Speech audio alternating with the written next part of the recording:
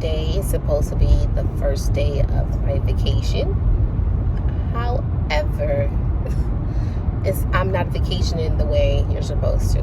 I'm still checking in on work, still following up with some things, still making sure things run. And usually I do a good job when I'm off, and when I'm working, But today, the task, I just need to make sure things go smoothly, just make my life a little bit more easier. This is also the last week of school, and I am proud to report that I will be receiving an A from all 3 of my classes. They're doing some renovations on my complex, so it's like they're fixing half of the parking lot. The last time they tried to fix the parking lot, they just covered it in paint. Like, they painted the asphalt like a darker black, but I guess that's not working. And considering the fact that they've raised the rent like 3 times as much, they're now digging up the old asphalt and putting in like new ones so it could be leveled.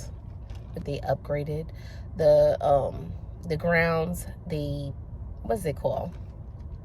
Why is that word escaping me? Landscaping. They did the landscaping.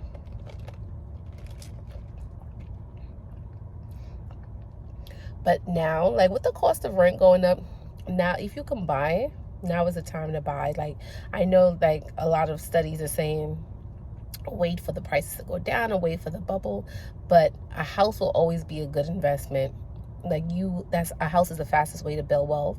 You'll always be able to have some equity in your house. You could take loans against your house. You can make your house work for you. And I would say, like, if you're young and you can live with your parents, save up a little, buy a condo. And if later on you decide you don't want to live there, sell it and go buy what you really want. But just like, ownership is the way to go, in my opinion.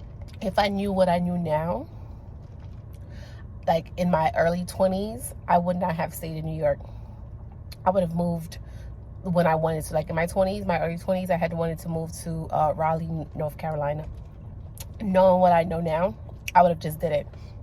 Like, at the time, I was married and my husband didn't want to move. Like, he was very hesitant. Like, he didn't know what he wanted. Like, he was apprehensive. And I based my decisions off of his feelings. Knowing what I know now, like, there's a reason why I had that feeling in my head that I wanted to move. As soon as I moved out of New York, my life changed. I have advanced in my schooling. I have advanced professionally. I have advanced emotionally, mentally, in my relationships. Like, I realized, like, the city, that congested city, you need to leave where you have developed for you to really finish growing. Like, you do not finish growing in the same place that raised you, because you will be limited by that environment. Being in a new environment taught me more about myself than trying to like discover and grow in my own one. So I would recommend anyone, like, if you really want to see what's out there for you, leave. And if you don't like it, go back. One of my friends, one thing about her, she is fearless. And I think that's what really motivated me. She gave me the courage to like pick up and go try and not be afraid. Because she would get on the state's Department of Commerce or the city Department of Commerce, research an area, and then relocate. If it didn't work, pack back up, try another area until she found a place that fit. And I admired her fearlessness, because I was always scared of change. Like, I'm a Cancer, I'm a crab. I like consistency. I like consistency in my friendships, in my relationships, at work. I like consistency. I like the predictability of things. Not saying that I'm not open to change.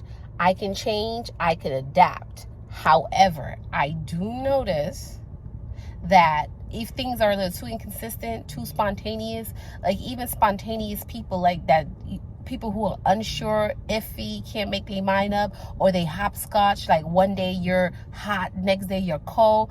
I can't, Like a lot of people like that spontaneity and that excitement.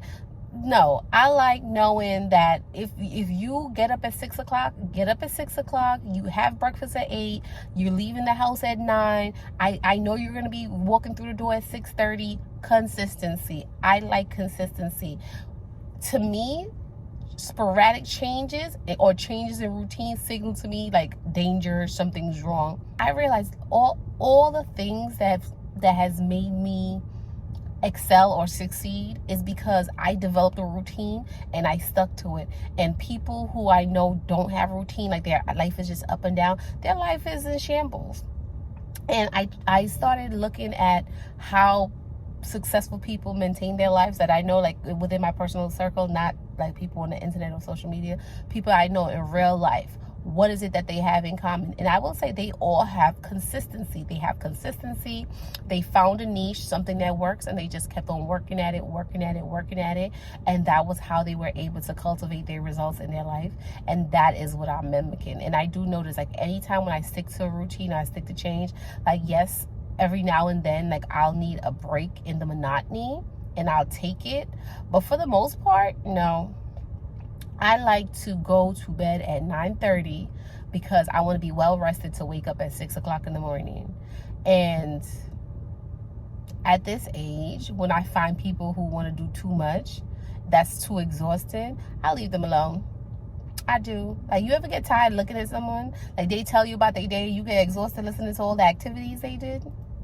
I once had this guy, he's my age, and he was telling me on a weekend, he was like, yeah, Friday night, I went to the office, and on like, then I woke up on Saturday, I went to the brunch spot, and then he went to another club on that Saturday night, then he woke up on Sunday and went to brunch again, and I was just like,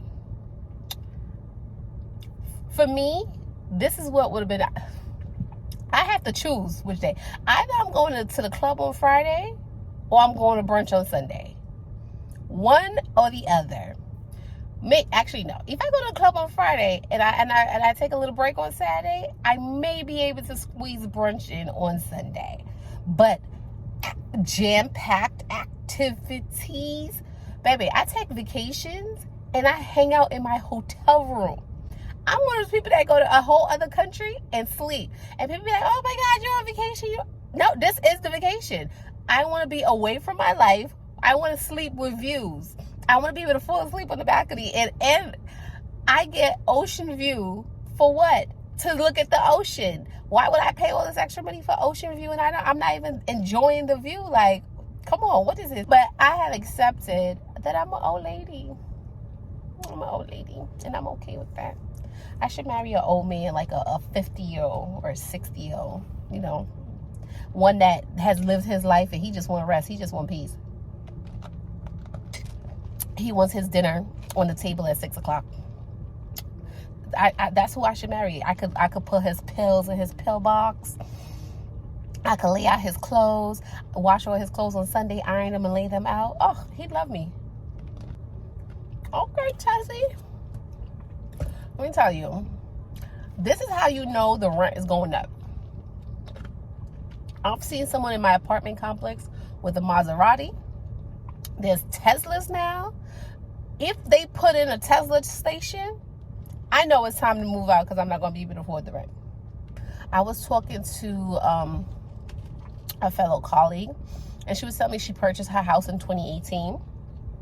She has a 3-bedroom, 2-bedroom house. Her mortgage is $1,100. I was trying to purchase a house when I first moved down here. I was trying to do NACA. I'm gonna tell you, hindsight is 2020.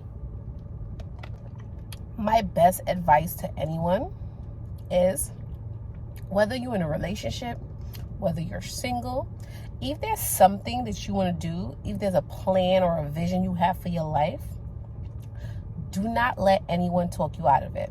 I know a lot of times when you're in relationships, you feel like you're in a partnership and you want to consult with the other person, but that's not ideal for everybody.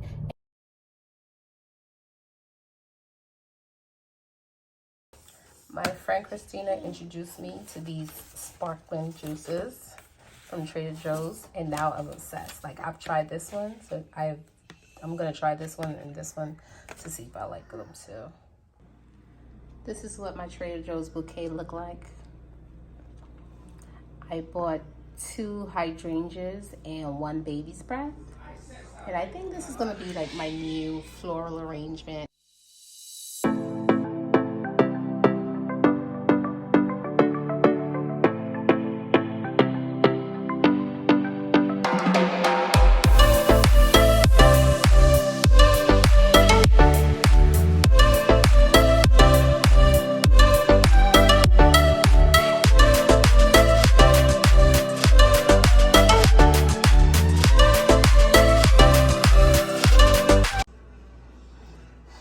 Now, I gotta wash. This is blue soap from Dominica.